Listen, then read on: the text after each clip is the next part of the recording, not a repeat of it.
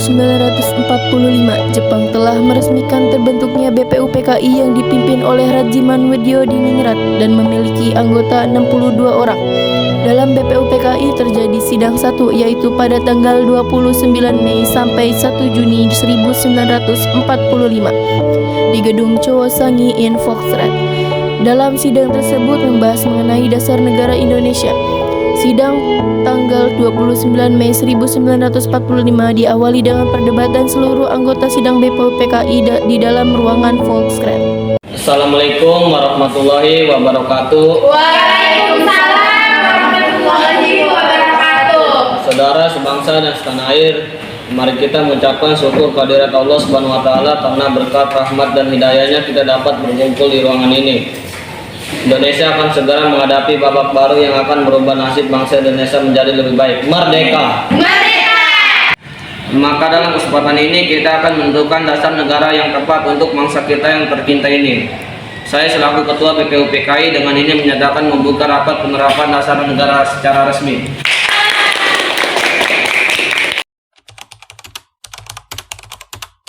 Saudara sekalian, saudara-saudara sekalian, saudara-saudara sekalian, kita memang punya tujuan yang sama. Namun jika Anda hanya berbicara di dalam kelompok itu hanya percuma. Jadi sampaikanlah usulan kalian di depan forum. Saya punya usulan. Indonesia merupakan negara yang kaya akan tradisi dan budaya. Jika saya harapkan kita bisa mempunyai dasar negara yang mampu mewakili kemerdekaan yang ada di Indonesia. Memang seharusnya Indonesia memiliki ideologi yang mampu mempersatukan seluruh pihak. Saudara-saudara, saya telah mendengarkan beberapa usulan. Saudara sekalian, saya telah menyimpulkan apa dasar yang cocok untuk negara tercinta kita. Dalam sidang hari ini, saya mengajukan usulan mengenai dasar negara yang berwujud tulisan maupun dalam bentuk lisan. Berikut rumusan secara lisan. 1. Pri kebangsaan, 2. Pri kemanusiaan, 3. Pri ketuhanan, 4. Pri kerakyatan, 5. Pri kesejahteraan rakyat. Secara tertulis, 1. Ketuhanan yang Maha Esa, 2. Kebangsaan Persatuan Indonesia, 3. Rasa kemanusiaan yang adil dan beradab, 4. Kerakyatan yang dipimpin oleh hikmat kebijaksanaan dalam permusyawaratan perwakilan, 5. Keadilan sosial bagi seluruh rakyat Indonesia.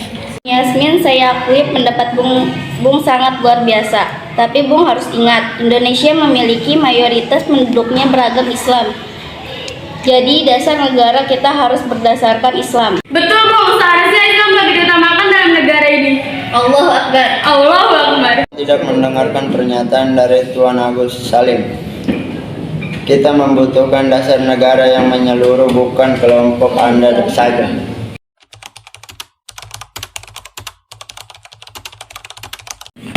Tidak, saya tidak setuju. Benar. Tidak bisa begitu. Saya sependapat dengan saudara Muhyamin. Ide saudara sudah baik karena mengandung unsur ketuhanan yang sesungguhnya telah mewakili keadaan Indonesia yang beragam agama.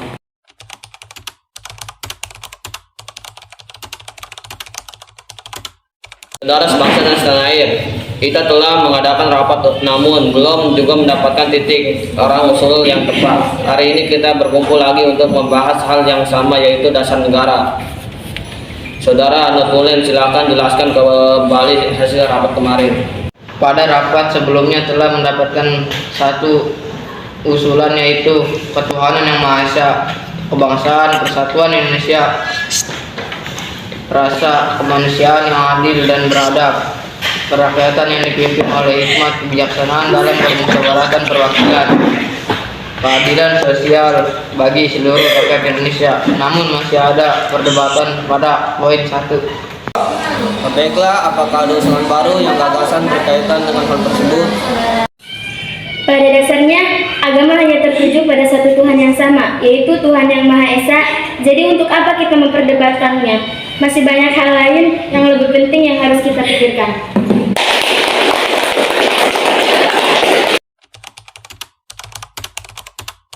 Bung, saya meyakini bahwa Indonesia tidak bisa disamaratakan seperti itu. Indonesia negara Islam. Allahu Akbar.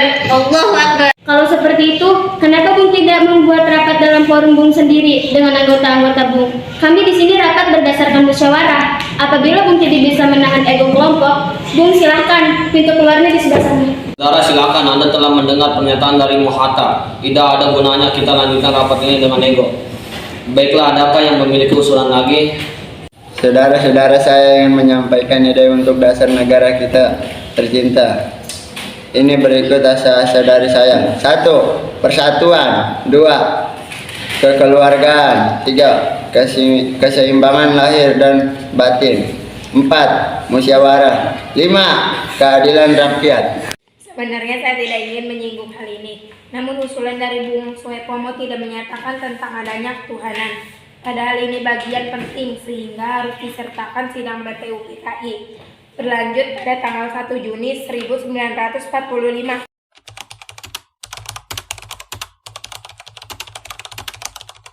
Terima kasih saudara-saudara sekalian telah tenang. Kita telah berkumpul di ruangan ini selama 3 hari hanya untuk membahas dasar negara. Kita masih belum mampu menghasilkan dasar negara yang baik dan cocok untuk negara kita yang tercinta ini.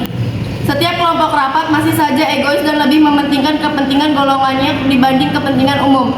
Kita tidak bisa seperti ini. Untuk itu izinkan saya untuk menyampaikan usulan saya tentang dasar negara yang akan saya bacakan berikut ini. Kita telah berjuang melawan penjajah, kita telah bersatu untuk memperjuangkan tanah air tercinta, maka haruslah kita tanamkan rasa persatuan pada diri generasi-generasi kita. Hal ini merupakan alasan butir pertama, yaitu satu, kebangsaan Indonesia. Kemudian bangsa ini merupakan bangsa yang baru lahir, maka haruslah untuk menjalin hubungan yang baik dengan negara lain yang lebih dahulu merdeka untuk menjalin hubungan di bidang sosial, ekonomi, dan politik. Hal ini merupakan dasar dari butir kedua, yaitu internasionalisme. Budaya dalam negara kita adalah merumbukan suatu masalah secara bersama-sama demi mencapai jalan keluar. Hal ini menjadi alasan butir ketiga, yaitu mufakat. Kita harus tahu bahwa bangsa kita telah dijajah, maka seluruh lapisan masyarakat bangsa kita harus merasakan apa yang dikatakan dengan merdeka. Hal ini menjadi alasan butir keempat, yaitu kesejahteraan sosial. Yang terakhir, untuk merangkum itu semua, kita semua beragama bukan, maka kita harus memiliki pedoman, yaitu Tuhan, namun bukan Tuhan dalam agama Islam saja, melainkan mencakup seluruh agama yang ada di Indonesia, yaitu ketuhanan yang Maha Esa. Demikian usulan dasar dari saya, semoga dapat mewakili pendapat saudara-saudara sekalian.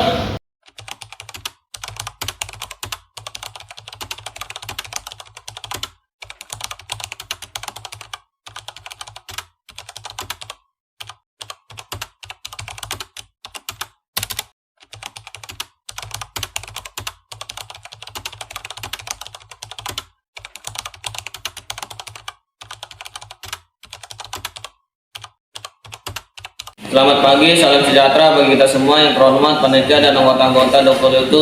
Junbi Tiyosaka yang berbahagia. Marilah kita memanjatkan puji syukur padirat Tuhan Yang Maha Esa bagi kita semua dapat hadir di sini tanpa halangan sesuatu apapun. Saya selaku ketua mengucapkan terima kasih yang sebesar-besarnya atas kehadiran Tuhan-Tuhan sekalian. Dengan sambutan pembukaan saya ini, saya umumkan bahwa sidang BPUPKI yang kedua ini resmi dibuka. Sekian sambutan yang dapat saya sampaikan. Bila ada salah dan kurang dari tutur kata yang mohon dimaafkan. Terima kasih atas perhatian Tuhan-Tuhan sekalian. Ketua, saya di sini akan menyampaikan usulan-usulan yang telah saya terima selaku ketua panitia kecil yang telah dibuat pada sidang BPUPKI yang pertama. Usulan-usulan yang dapat saya terima adalah: 1. Usulan mengenai dasar negara. 2. Mengenai unifikasi atau federasi. 3. Tentang keuangan. 4. Tentang agama dan negara. 5. Tentang pembela negara. 6. Tentang warga negara. 7. Tentang bentuk negara dan kepala negara. 8. Tentang daerah. Dan yang ke-9 adalah meminta merdeka selekas-lekasnya. Paduka Tuan Ketua, saya juga akan mengumumkan bahwa adanya tambahan anggota baru, yaitu Abdul Fattah Hasan, Asikinata Negara, Suryo Himidijoyo, Muhammad Noro Besar, dan Abdul Kafar. Saya mohon dari tuan-tuan anggota sekalian, oleh karena kita menghadapi saat yang suci, baiklah kita mengheningkan cipta supaya janganlah hati kita dipengaruhi oleh sesuatu hal yang tidak suci, tetapi dengan segala keikhlasan menghadapi keputusan bentuk negara yang akan didirikan dengan hati yang murni, yang tidak terpengaruhi oleh sesuatu maksud yang tidak suci. Oleh karena itu, saya mohon kepada tuan-tuan sekalian supaya tuan-tuan berdiri di hadapan hadirat Allah Subhanahu wa taala untuk meminta doa. Usul itu kita turuti dan saya minta marilah kita mengheningkan cipta supaya mendapat pikiran yang suci dan murni dalam pemilihan. Yang muslim, mari kita membaca Al-Fatihah untuk memulai persidangan BPUPKI yang kedua ini. Sedangkan yang non muslim, mari berdoa sesuai keyakinan masing-masing. Berdoa mulai. Al-Fatihah. Mari kita mulai pemungutan suara dengan cara voting. Apa harus dengan cara voting? Tidak musyawarah mufakat saja. Voting kita bisa memutuskan masalah dengan adil. Kita juga dapat menghemat waktu karena kita tidak mengeluarkan kata yang tidak penting. Marilah tuan-tuan kita lakukan voting untuk menentukan bentuk negara. Kedua, kami sudah mengetahui bahwa ada 60 sistem yang memilih republik. Ada 55 sistem kerajaan, 6 lain-lain 2 dan blanko 1. Saya mengucapkan terima kasih atas pekerjaan komisi. Anggota sekalian sudah mendengar bahwa telah dipilih oleh sidang Dokuriti Junbi Tiosakai. Yang kedua kali ini yang melahirkan 64 sistem. Ialah yang 55 republik, 6 kerajaan, 1 blanko dan 2 lain-lain. Jadi semuanya ada 64. Sudah ada ketetapan dalam waktu ini. Nanti kita membuat laporan yang sejelas-jelasnya. Jadi putusan panitia itu republik. Sudah terang republik yang dipilih dengan suara terbanyak. Sekarang saya minta beristirahat.